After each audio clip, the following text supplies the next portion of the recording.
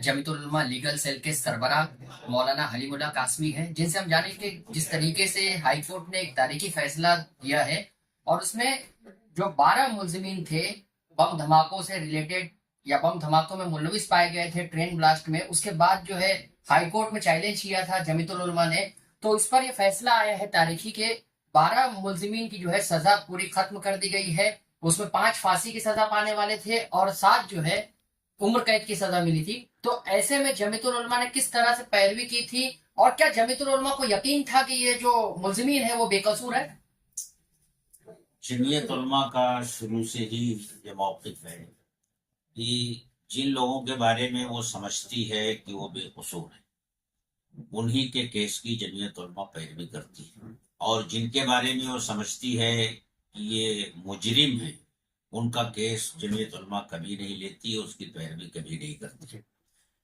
2006 में जब ये बम ब्लास्ट हुए और गिरफ्तारियां हुई और गिरफ्तार शुदा लोगों के खानदान के लोग गुलजार आदमी साहब मरहूम के पास आए जी और उन्होंने अपनी बिपता और अपनी दर्द भरी कहानी उनको सुनाई, तो गुलजार साहब ने अपने वकीलों को बुला करके उनसे जी मशवरा किया जी और वकीलों ने पूरे केस का जायजा लेने के बाद ये जी बताया उनको कि ये सब निर्दोष हैं, बेकसूर हैं और ये गुनहगार नहीं हैं। आपको क्या लगता है कि एजेंसियों ने, एटीएस ने और पुलिस ने जो है इन्हें गैर कानूनी तरीके से गिरफ्तार करके इन्हें झूठे मुकदमे में फंसाया था?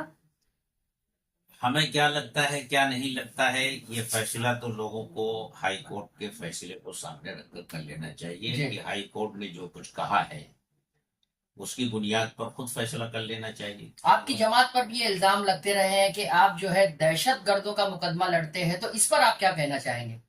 अब यही 11 लोग हैं या 12 लोग जी हैं जिनको आज हाई कोर्ट ने बाइज्जत बरी किया है। जी अगर ये कोर्ट की नजर में दहशतगर्द होते जी तो कोर्ट इनको बाइज्जत बरी करती। जिन अफसरान ने जो है इन्हें गिरफ्तार किया है, इस पर केस चला है और इनका जो है एक बरस जो है वो जेल में असीरी में रहे हैं, तो इस पर आप जो है इन अफसरान के खिलाफ कार्रवाई के लिए क्या अदालत से रुजू करेंगे? देखिए, इस सिलसिले में हमारा मौक़िफ़ हमेशा ये रहा है कि जब इस तरह का कोई फैसला आता है तो हम अपने वकीलों से मशवरा करते हैं, सीनियर वकीलों से, और जो उसमें मुतासिर लोग हैं उनको भी मशवरे में शामिल करते हैं, इसलिए कि असल मसला तो उनका होता है, फिर उस वक्त जो फैसला होता है उसके मुताबिक काम करते हैं। सुप्रीम कोर्ट जाने का फैसला किया है, सरकार ने ये ऐलान किया है कि वो इस फैसले के खिलाफ सुप्रीम कोर्ट जाएगी, तो आपकी क्या तैयारी है उसमें?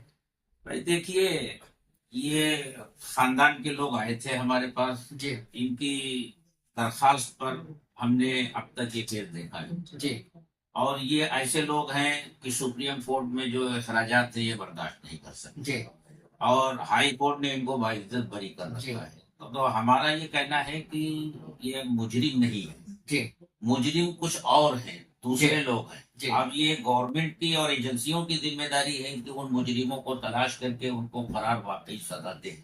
आपको ऐसा नहीं लगता कि सिमी के नाम पर जो है मुस्लिम नौजवानों को फंसाने की जो है एजेंसियों ने कोशिश की है, इस तरह का आपके जहन में ये बात आती है या नहीं? देखिए, वो तो जो केसेस चल रहे हैं जी और उसमें कोर्टों के फैसले आ रहे हैं, जी उन फैसलों की बुनियाद पर हर आदमी खुद फैसला कर सकता है कि इसमें क्या हो रहा है और क्या हुआ है। तो तो हमें कुछ कहने की जरूरत ही नहीं। जमीयतुल उलमा ने जितने भी केस अब तक लड़े हैं उसमें ये सब में बड़ा केस था। इसमें जो है बहुत दिनों तक जो है ये इसमें लड़ाई चली है और जो है काफी मामला जो है जमीयतुल उलमा के सामने आए थे इस दौरान हाई कोर्ट में चैलेंज करना। तो क्या क्या दुश्वारियां पेश आई थी इस दौरान आपके इस केस की पैरवी के दौरान?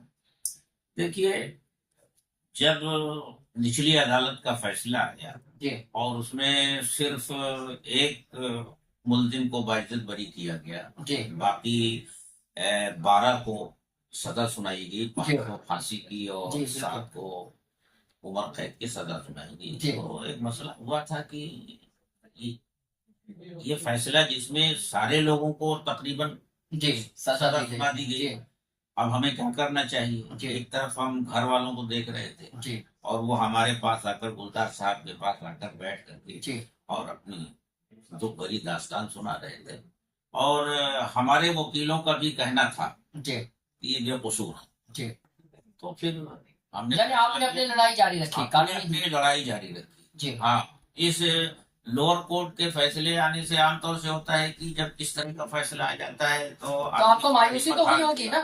مایوس نہیں ہوئے۔ جی ہاں، ہم مایوس نہیں ہوئے اس لیے کہ ہمیں یقین تھا کہ یہ بے قصور ہے۔ جی اس بنیاد پر ہم نے ہائی کورٹ میں اس کو چیلنج کیا اور پھر یہ کوشش کی جی کہ ہم بڑے سے بڑے وکلا کی خدمات حاصل کریں۔ جی اس لیے ہم نے بڑے وکلا کی، کرمنل جی وکلا کی خدمات حاصل کی، جی جس میں نتیا راما کرشنن ہیں، سپریم کورٹ کی وکیل ہیں، مرلی دھر ہیں جی جو اڑیسہ کے چیف جسٹس رہ چکے ہیں، ہاں ریٹائر ہو چکے ہیں، جی اور اسی طرح ایس ناگا متھو ہیں جی جو مدراس ہائی کورٹ کے جج رہ چکے ہیں، ریٹائر ہیں۔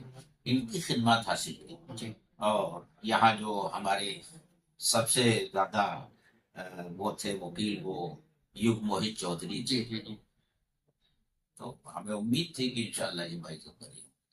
جس طرح سے مسلم نوجوانوں کو ایجنسیاں پھنساتی ہے، آپ تو کیس تک ہی محدود رہتے ہیں، مسلم نوجوانوں پر ایف آئی آر ہی قائم نہ ہو، اس طرح کے حالات ہی پیدا نہ ہو، اس کے لیے جمعیت العلماء کیا کوشش کر رہی ہے؟ دیکھیے، جمعیت علماء مسلمانوں میں ہی نہیں بلکہ تمام نوجوانوں کو اس سلسلے میں بہت ہی محتاط رہنے کی ہدایت دیتی ہے، ان کو بتاتی ہے کہ عام طور سے ایسا ہوتا ہے کہ یہ موبائل جو آج کل آ گیا ہے جی اس میں طرح طرح کی چیزیں آتی ہیں، اور ہمارے نوجوان بیٹھ کر کے اور اس کو جو ہے فالو کرتے رہتے ہیں۔ جی اس میں ایسی بھی غلط باتیں آ جاتی ہیں، اس میں انہوں نے کیا اور تب ان کا نام آ گیا۔